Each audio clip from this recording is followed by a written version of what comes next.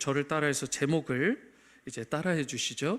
현실을 넘어 최고의 순간을 맞이하라. 네, 한 번 더 할까요? 현실을 넘어 최고의 순간을 맞이하라. 사랑하는 성도 여러분, 우리는요 모든 현실을 같이 맞이하고 있습니다. 지금도 보면 같은 시간대에 같은 장소에 있잖아요. 여러분, 같은 세상, 같은 시각, 그리고 심지어 유사한 같은 어려움 가운데 우리가 살아가요. 그런데 사람들의 삶과 그리고 그 열매는 전혀 다르게 맺히잖아요. 왜 그럴까? 여러분, 현실이 달라서가 아닙니다. 다시 말씀드리지만 현실의 정황은 모두에게 다 비슷하게 펼쳐 있어요. 근데 중요한 건 왜 다른 열매, 다른 태도를 보여지게 되느냐? 그것은 현실을 바라보는 시선, 포커스가 달라져 있기 때문에 그렇습니다. 그러니까 어떤 사람은 현실에 눌려 살아갑니다. 현실이 전부인 것처럼 지금 겪고 있는 문제와 고난이 인생의 끝인 것처럼 살아가는 것입니다. 그래서 쉽게 낙심하고 포기하고 무너지는 경향이 있습니다. 그러나 또 어떤 사람은요, 같은 현실을 살아가는데 그 현실을 넘어서서 살아가더라는 것입니다. 고난이 있지만 절망하지 않아요. 눈물이 때로는 있지만 결코 무너지지 않습니다. 아픔이 때로 왜 없겠습니까? 하지만 방향과 목적을 잃어버리지 않습니다. 그 차이는 무엇이냐? 무엇을 바라보며 살아가느냐의 차이입니다. 우리 인생은요, 무엇을 바라보며 사느냐에 따라 전혀 다른 인생이 됩니다. 같은 현실 속에 살아도요, 어떤 사람은 현실에 눌려 살고 어떤 사람은 현실을 넘어서 살아간다는 말씀. 성경은 분명히 우리에게 말씀합니다. 우리 그리스도인의 삶은 지금 눈에 보이는 현실이 전부가 아니라 하나님께서 이미 준비해 두신 더 크고 더 완전하고 더 영광스러운 그 찬란한 미래를 바라보며 사는 삶이다. 그게 그리스도인의 삶이라는 것입니다. 그래서 믿음의 사람에게는 여러분, 죽음조차도 끝이 아닙니다. 저를 따라해 볼까요? 믿음의 사람에게는 죽음조차도 끝이 아닙니다.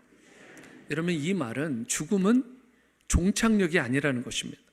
하나님이 준비하신 더 온전한, 더 찬란한 생명으로 들어가는 문이 된다는 것입니다. 이 소망이 분명할수록 우리는 우리에게 주어진 오늘이라는 이 하루를, 이 시간을 결코 함부로 살아가지 않게 되고 현재의 고난에 압도되지 않게 되고 하나님이 불러주시는 그날까지 방향을 잃지 않고 기쁨으로, 열정으로 승리하며 살아갈 수 있게 되는 것입니다. 사도 바울은 로마서 8장 18절에서 이렇게 말씀합니다. 다 함께 읽어봅니다. 시작. 생각하건대 현재의 고난은 장차 우리에게 나타날 영광과 비교할 수 없도다. 아멘. 성도는 주님을 믿는 일평생 동안 여러분, 때로 왜 고난이 없겠어요? 고난을 당합니다. 신앙생활 자체가 영적인 전투이기 때문에 여러분, 악한 마귀에 대항해서 치열하게 살아가다 보면 가끔 시련도 당하게 되고 고통도 겸하여 받게 되어 있습니다. 성도는 신앙생활을 하는 동안 고난을 각오해야 되는 것입니다. 이번에 성경 통독을 하시는 분들은 다 알겠지만, 그리고 익히 성경을 아시는 분들은 다 아시겠죠? 성경에 보면 믿는 자로서 받는 고난이 있습니다. 그런데 모든 서신서에서, 선지서에서, 모든 성경마다 권면하는 게 뭐예요? 그 고난과 시련에도 불구하고 끝까지 주님을 바라봐라. 그분을 바라보는 신앙 가운데 견고히 서서 인내하며 끝까지 견디어 승리하라라고 우리에게 권면하잖아요.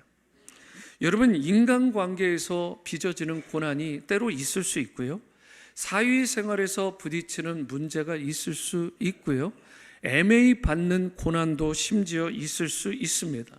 세상은 믿음의 원리와 정반대로 그 원리를 따르며 살아가기 때문에 세상 사람들이 보기에 성도의 삶은 세상을 역행하는, 거스르는 방식처럼 보여질 수 있습니다.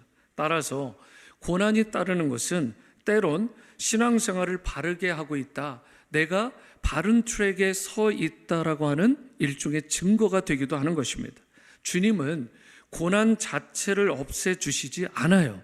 고난 당하는 우리와 함께 해주시고 그분의 십자가 고난을 체화하려는, 온몸으로 다 감내하려고 하는 그 성도를 사랑해 주시고 도와주시고 세워주시고 끝까지 인도하여 승리케 해주시는 분이십니다. 조정민 목사님의 책 왜 낙심하는가? 왜 낙심하는가에 보면 인류의 문명과 문화라는 것은 하나님을 떠난 사람들이 지금까지 꾸준히 만들어 온 것이라고 말을 합니다. 세상 문화는 그 사람들에 의해서 영향을 많이 받아왔어요. 여러분, 하나님의 이름을 부르는 사람들은 줄곧 문명과 문화에서 약간 그 역사에서 벗어난 사이드에 놓여 있는 경우가 많았다는 것입니다. 다시 말해 늘 소수의 무리였다는 거예요. 다수로부터 그렇기 때문에 억압당하고 박해당하고 핍박당하는 일들이 크리스천 문화 가운데, 크리스천 역사 가운데 가득했다는 것입니다. 언제나 크리스천들은 주류가 아니라 비주류로 살아왔던 역사예요. 그런데도 우리 크리스천들이 낙심하지 않을 수 있었던 이유는 뭐예요? 이 땅의 융성한 문화나 물질의 부유함 같은 그런 땅의 것들을 바라보고 생각하지 아니하고 위의 것을 생각하고 위의 것들을 바라보고 위의 것들을 향해서 우리가 달려가는 인생으로 살아왔기 때문에 그 모든 핍박과 박해에도 불구하고, 심지어 목이 잘리고 톱에 온몸이 켜지는 그 순간까지도 믿음을 잃지 않고 끝까지 승리하며 살아갈 수 있었던 것입니다. 이 땅의 것에 목숨 걸지 않고 하늘의 소망을 두며 살아갔기 때문에 이 일이 그 견고한 소망 덕분에, 그 믿음 덕분에 하늘의 영광을 바라보며 여기까지 그리스도인들이 승리하며 이겨낼 수 있었던 것입니다. 우리가 낙심하지 않는 이유는 이 땅의 것들이 아니라 바로 그러한 하늘의 소망이 있기 때문인 것입니다. 사랑하는 성도 여러분, 지금 여러분은 어떤 것을 바라보며 여러분의 시선과 방향은 무엇을 향해 나아가고 계십니까? 혹시 이 땅의 현실입니까? 아니면 하나님이 예비하신 영광스러운 그날, 그때를 바라보며 살아가고 계십니까? 오늘 우리는 로마서 8장 말씀을 우리가 묵상하고 계속해서 보게 되는데요, 필립 야콥 슈페너라는 사람이 이런 이야기를 했습니다. 성경이 반지요 로마서가 값진 보석이라면 로마서 8장은 그 보석 중에서도 가장 빛나는 부분일 것이다. 여러분, 특별히 로마서 8장은요 구원의 확신, 믿음의 소망이라는 부분에 있어서, 그 인내에 있어서 가장 최절정을 이루는 부분에 속하기도 합니다. 그 중에서 여러분 18절에서 25절은요 현재의 고난, 장차 나타날 영광, 그 사이를 살아가는 성도의 태도를 아주 분명하게 보여주는 아주 존귀한, 아주 귀한 말씀이에요.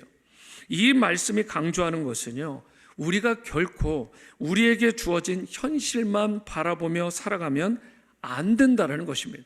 현재의 고난만 바라보면 안 된다라는 거예요. 그러한 현실을 넘어서서 하나님께서 우리를 위해 준비해 두신, 예비해 두신 더 찬란하고 영광스러운 그날, 최고의 순간을 항상 마음에 두고 그것을 바라보며 우리가 믿음으로 고백하는 가운데 살아가야 된다는 것입니다. 오늘 여러분의 삶에 이러한 시선, 이러한 소망, 이러한 승리의 믿음이 있게 되기를 축복합니다. 주어진 현실만 바라보며 낙심하고 실망하고 좌절하고 쓰러지는 인생이 아니라 나에게는 더 나은 날이 있다, 나에게 나에게는 더 찬란한 날, 완전한 날, 영광스러운 날이 반드시 나를 기다리고 있다. 이 땅의 삶도 비록 좋은 것이긴 하지만 더 거룩하고 더 영광스러운 그 날이 나에게 약속되어 있다는 것을 믿음으로 고백하며 살아가시기 바랍니다. 그러할 때 여러분과 제가 바른 삶을 살아갈 수 있게 되고 주님이 기뻐하시는 열매도 풍성하게 맺으며 살아갈 수 있게 되는 것입니다. 그렇다면 우리가 어떻게 할 때 지금 주어지는 그 현실을 넘어서서 하나님께서 예비하신 영광스러운 그날을 향해 기쁨으로 힘차게 열정으로 달려갈 수 있을까? 오늘 주어진 말씀을 통해서 현실을 넘어 최고의 순간, 영광스러운 결말을 맞이하기 위해서 나에게, 우리에게 필요한 것이 무엇인지 여기에 대해서 함께 살펴보고자 합니다. 첫 번째로 우리가 현실을 넘어 최고의 순간을 맞이하는 그런 영광스러운 존재가 되기 위해서 우리에게 필요한 게 있다는 것이죠. 그것은 바로 고통과 아픔의 의미를 바르게 깨달아야 되는 것입니다. 고통과 아픔의 의미를 깨달아야 된다. 우리가 이 땅을 살아가며 피할 수 없는 현실이 하나 있습니다. 그것은 바로 고통과 아픔이라는 문제입니다. 이건 피할 수가 없어요. 어느 누구도 고통과 아픔을 피할 수가 없죠. 심지어 믿는 사람이라고 해서 아픔과 고난을 피해갈 수 없다고요. 본문 22절 말씀에도 그것을 분명하게 증거합니다. 피조물이 다 이제까지 함께 단식하며 함께 고통을 겪고 있는 것을 우리가 안다. 여러분, 여기서 중요한 단어가 함께라는 단어죠. 이 세상의 모든 피조물, 이 세상을 살아가는 여러분과 저를 다 포함해서 한 명도 예외 없이 모든 인간이 다 함께 고통을 겪고 있다라고 분명히 성경은 말씀합니다. 한 사람도 예외가 없습니다. 그러나 바울은요, 그 고통이 단순히 비관적으로만 끝나지 않는다. 이 고통을 아주 비관적으로 말하지 않고 있어요. 그 여기에 대한 분명한 소망, 분명한 관점이 있기 때문에 그렇습니다. 여러분, 이런 것이죠. 성도의 고통은 의미 없는 고통이 아닙니다. 저를 따라해 보시죠. 성도의 고통은 의미 없는 고통이 아니다. 여러분, 본문 22절에서 말하는 고통이란 단어는요, 헬라어 원어 쪽으로 우리가 의미를 살펴보면 산모가 아이를 낳을 때의 산고의 고통을 의미하는 고통입니다. 여러분, 감이 오십니까? 다시 말해서 이 고통은 끝을 향한, 죽음 자체를 향한 고통이 아니라 새로운 생명, 새로운 탄생을 향한 놀라운 고통인 것입니다. 여러분, 같은 아픔이라도 사건, 사고로 인해 주어지는 고통과 출산의 고통은 다른 것입니다. 이건 완전히 다른 고통이에요. 출산의 고통은 물론 아프긴 하지만 절망이 아니라 소망이 되는 것입니다. 왜냐하면 그 뒤에 생명의 탄생이 있기 때문에 그렇습니다. 사도 바울은 이 부분을 분명히 말하는 거예요. 그리스도 안에서 우리가 겪는 고난은 결코 헛되지 않으며 반드시 하나님의 영광으로 이어진다라는 사실이에요. 그렇기 때문에 우리는 나에게 주어지는 고통이 무엇이든 그것을 믿음으로 잘 통과하기만 하면, 잘 이겨내기만 하면 오히려 값진 결과, 영광스러운 결실을 맺게 된다라는 이 사실을 믿고 깨달아야 되는 것입니다. 고통은 또한 하나님이 우리를 깨우시는 도구도 됩니다. 하나님이 우리를 깨우시는 도구. 그래서 C.S. 루이스가 이런 말을 했잖아요. 고통은 하나님의 메가폰이다. 메가폰. 삑 하면서 소리내는 메가폰이요. 확성기. 여러분, 평소에는 잘 들리지 않아요. 하나님의 음성이. 하나님의 말씀이 잘 보여지지도 않습니다. 그런데 고통 중에는 선명하게, 아주 분명하게 하나님의 음성이 들려지는 거예요.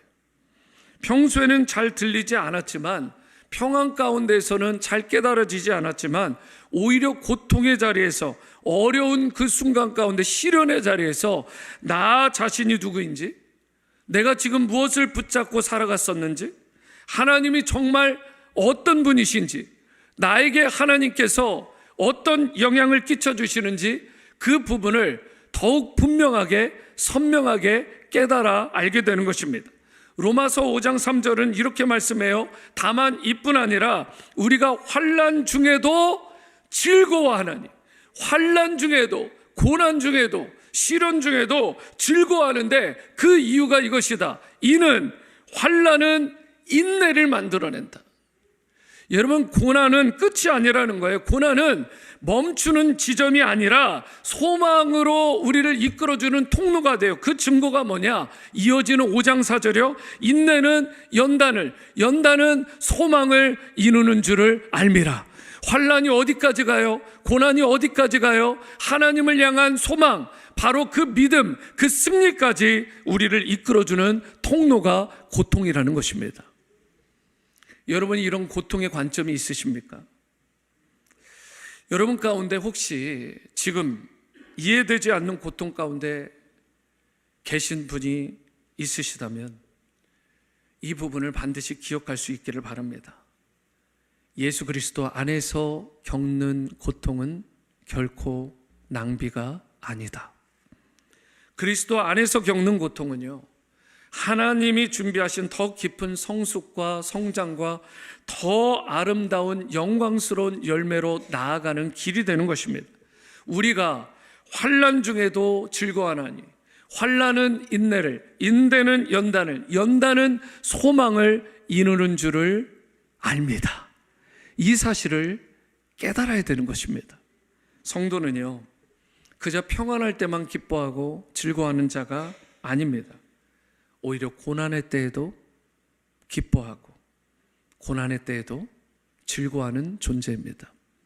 제가 성경 통독 때도 강조를 했지만 에골빌빌, 에베소서, 빌립보서, 빌레몬서, 골로새서, 그리고 디모데후서, 이 5권은 대표적인 옥중 서신이죠. 그런데 도대체 누가 감옥 안에 있고 도대체 누가 감옥 밖에 있는지를 그걸 모르면, 배경을 모르면 도저히 알 수 없을 정도로 그 안에 찬란한 기쁨과 찬란한 소망과 영광스러운 믿음의 승리가 그 안에 가득합니다. 여러분, 우리는 그저 모든 게 잘 풀릴 때만 기뻐하는 자가 아니에요. 고난 가운데에도, 심지어 감옥에 갇힌 순간에도 기뻐하고 즐거워하고 하늘 소망을 가지고 승리하는 그런 존재가 되어야 될 줄로 믿습니다. 여러분, 환난의 과정을 통해 우리에게 가장 좋은 결실, 가장 좋은 열매를 주신다라는 이 믿음, 선하신 하나님을 믿고 신뢰하는 그 확신으로 우리가 살아가야 되는 것입니다. 여러분, 저를 따라해 보시죠. 하나님은 선하십니다. 여러분 믿으십니까? 그 선하신 하나님은 우리를 끝까지 사랑하시는 선하신 하나님이세요. 한 번 사랑하시되 끝까지 사랑하시는 하나님. 우리가 성경 전체에서 볼 수 있는 가장 중요한 메시지, 하나님은 나를 끝까지 포기하지 않으시고 사랑하신다. 에베소서 1장 4절에도 이렇게 말씀을 하죠. 곧 창세전에 그리스도 안에서 우리를 택하사 우리로 사랑 안에서 그 앞에 거룩하고 흠이 없게 하시려고, 나를 우발적으로, 아주 무계획적으로 나를 창조하시고 나를 사랑한 게 아니라고 말씀하십니다. 창세 전부터, 이 세상이 조성되기 전부터 나를 향하신 하나님의 사랑과 그 계획은 이미 플랜이 되어 있었다는 것입니다. 창세 전부터 여러분과 저를 선택하셨고요. 창세 전부터 여러분과 저를 이미 사랑하셨고요. 창세 전부터 이 사랑을 이루기 위해 예수 그리스도를, 그 메시아 그리스도를 보낼 계획을 하셨다가 하나님의 타이밍에, 때가 참에, 바로 right 타임에 그 예수님을 여러분과 저를 위해, 우리를 위해 보내주신 것입니다.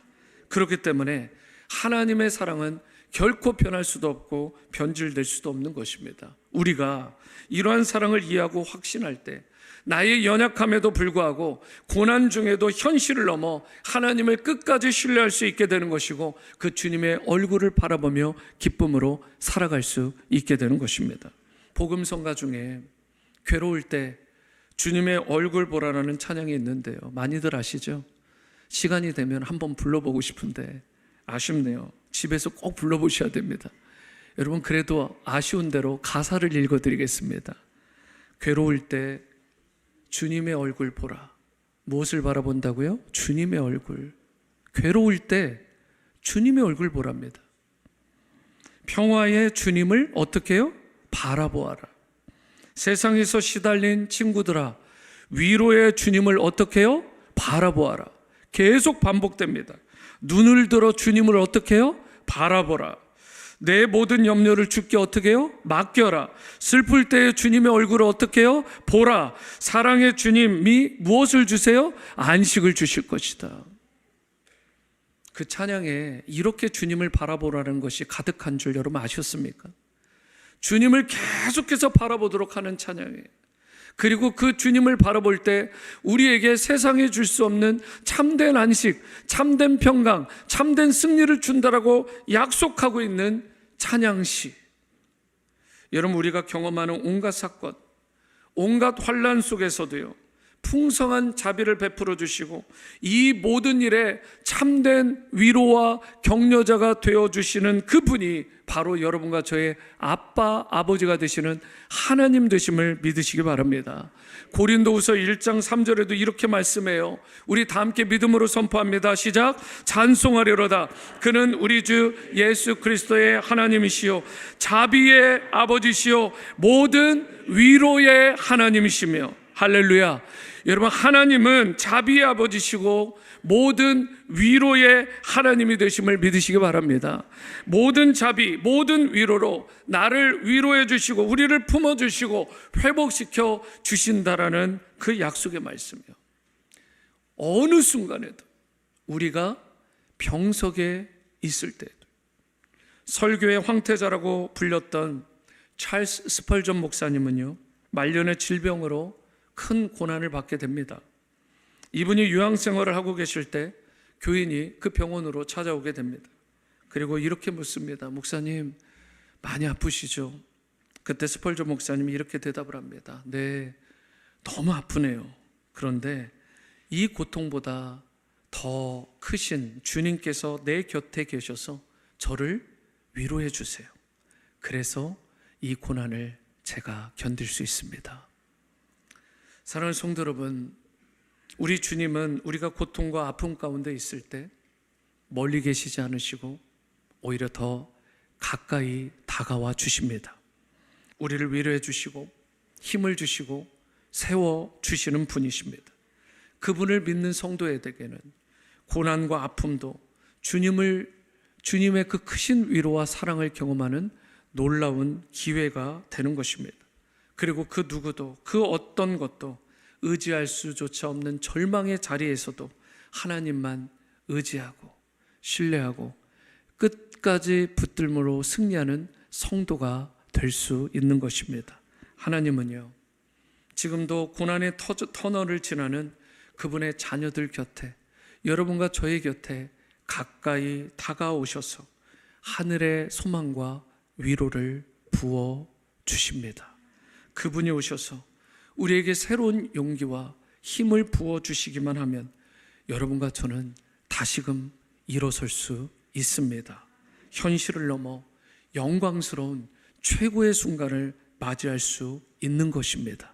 이러한 회복과 승리의 은혜가 여러분에게 일평생, 특별히 올 한 해 임하시게 되기를 주님의 이름으로 축원합니다. 두 번째이자 마지막으로 현실을 넘어 최고의 순간을 맞이하기 위해서는 인내하며 기다릴 줄 알아야 되는 것입니다. 본문 24절과 25절 말씀을 보십니다. 우리가 소망으로 구원을 얻었음에 보이는 소망이 아니니 보는 것을 누가 바라리요? 만일 우리가 보지 못하는 것을 바라면 참음으로 기다릴지니라. 이 말씀에 따르면 소망은 보이는 것이 아닙니다. 소망은 이미 손에 쥔 것이 아니라 하나님이 약속하셨기 때문에 반드시 이루어질 것이라는 그 사실을 믿고 끝까지 기다리는 것입니다. 그게 소망이에요. 그래서 소망에서 가장 중요한 것을 뽑으라면 그것은 기다림입니다. 기다림. 예를 들어서 자녀의 변화, 가정의 회복, 영적 성숙, 삶의 회복 등 이 모든 것들은 하루아침에 이루어지는 것들이 아니잖아요, 여러분. 시간이 필요합니다. 하나님은 인내하는 자에게 반드시 선한 결말, 영광스러운 순간을 맞이하게 해주시는 것입니다. 지난주에 성경 통독 주간반을 통해서 신구약 성경을 통독하는 중에 욥기도 통독을 하게 되었는데요. 욥은요, 모든 재산을 잃고 자녀들을 잃고 건강을 잃고 아내마저 자신을 저주하며 떠나게 되잖아요. 그랬는데도 불구하고 욥은 어떻게 해요? 하나님을 떠나지 않습니다. 끝까지 인내하고 참고 견뎌냈습니다. 이에 대해 야고보서 5장 11절은 이렇게 말씀합니다. 보라, 인내하는 자를 우리가 복되다 하나니 너희가 욥의 인내를 들었고 주께서 주신 무엇을 보았어요? 결말, 그 끝을 보았거니와 주는 가장 자비하다고 긍휼히 여기시는, 자비하시고 긍휼히 여기시는 이시다. 여러분, 여기에 보시면 주님께서 주신 결말을 보았다라고 하는 내용이 나오는데요, 여기에 좀 주목해서 봤으면 좋겠습니다. 결말은 헬라어로 텔로스라고 하는 단어이고 이것은 단순한 끝이나 종말을 말하는 것이 아닙니다. 여러분, 주님께서 처음부터 의도하셨던 그 목적이 드러나는 그 상태, 그 결말을 말하는 것이 오늘 본문의 결말인 것입니다. 욥기의 결말은 뭐죠? 욥기의 마지막을 보면 재산도 회복되고 갑절의 회복을 받고 자녀의 회복이 있고 장수의 복까지 받게 되는데요, 의외로 많은 분들이 여기를 되게 달콤하게 생각하는 것 같아요. 그런데요, 여러분, 야고보가 말하는 진정한 욥의 고난의 결말이 무엇인지 아십니까? 진짜 결말은 그가 하나님을 더 깊이 알게 되었다. 그가 하나님을 진실로 깊이 만나게 되었다라는 것이 진정한 결말입니다. 욥기 42편 5절을 보세요. 내가 주께 대하여 귀로 듣기만 하였사오나 이제는 눈으로 주를 배웁나이다. 그 눈에 보여진, 손에 쥐어진 그 축복들, 물질적인 것들, 성공적인 것들이 진짜 결말이 아니라 진짜 성경에서 말하는 결말, 위대한 결말은 하나님에 대한 새로운 인식이 생긴 결말입니다. 욥은요, 의로웠어요. 하지만 고난을 통과하면서 자신의 한계를 깨달았고요, 하나님의 절대적인 주권을 깨닫게 된 것입니다. 그래서 욥의 결말은 하나님 앞에서의 참된 회개와 참된 겸손, 바로 이것이 그가 보여진 아름다운 향기로운 결말이었어요. 야고보는요, 욥의 고난을 보라고 하지 않아요. 주께서 주신 결말을 봐라, 이렇게 우리를 초청하는 것입니다. 비록 고난은 우리가 설명할 수 없지만 주님의 결말은 우리가 항상 신뢰할 수 있기 때문에 주님께서 우리에게 베풀어 주신 바, 예비하신, 이미 약속하신 그 결말을 바라보며 이 고난의 터널을 잘 통과 승리해야 된다고 말씀하는 것입니다. 그렇기 때문에 우리도 왜 전능하신 하나님께서 나에게 이런 고난을 주시지, 나를 왜 이것을 고난을 막아주시지 않았지? 라고 그렇게 불평하기보다 주님이 주실 최고의 결말, 그 영광스러운 최고의 순간을 맞이하게 될 것을 여러분과 제가 언제나 신뢰할 수 있게 되기를 바랍니다. 실제로 하나님은 그러한 욥에게 하나님을 더 깊이 있게 만날 수 있게 했을 뿐만 아니라 그 은혜를 부어주셨을 뿐만 아니라 더불어 그의 삶에 모든 회복을 주셨잖아요. 이전의 축복보다 갑절의 축복을 그에게 부어주신 것입니다. 사랑하는 성도 여러분, 하나님은 그저 고난만 주시는 분이 아닙니다. 오늘 여러분 큐티 하셨나요? 요한 3서 말씀이잖아요. 사랑하는 자여, 내 영혼이 잘된 같이 내가 범사에 잘되고 내가 강건하기를 내가 간구한다. 그것이 바로 하나님께서 여러분과 저를 향해 품으시는 형통의 복, 위로의 복인 줄로 믿습니다. 그게 하나님의 뜻입니다. 너의 영혼, 너의 마음, 너의 육체가 주 안에서 잘 되었으면 좋겠다. 주어진 고난과 고통을 견디어내고 믿음으로 승리하게 되면 욥에게 주신 인내의 축복될 결말을 여러분과 저에게도 부어주시는 것입니다. 우리가 사는 이 세상은 어차피 완성된 세상, 완전한 세상이 아닙니다.